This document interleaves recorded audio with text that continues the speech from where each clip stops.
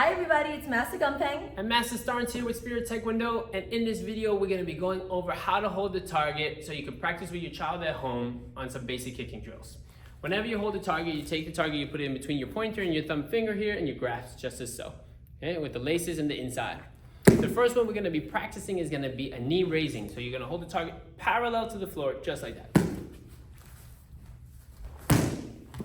The next kick we're going to do is going to be for front kick. So it could be parallel or slightly down depending on how straight the person's instep goes.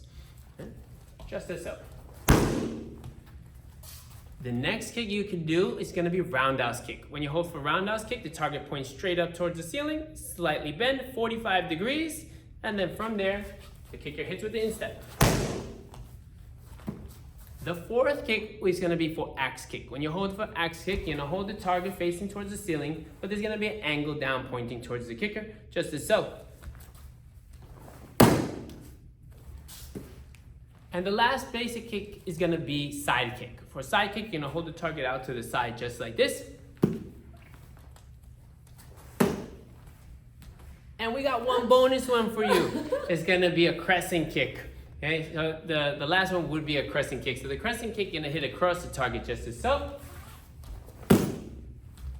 And the reason I have two targets is because you can do practice for combination. So you can do two knee raising. You can go one and the other.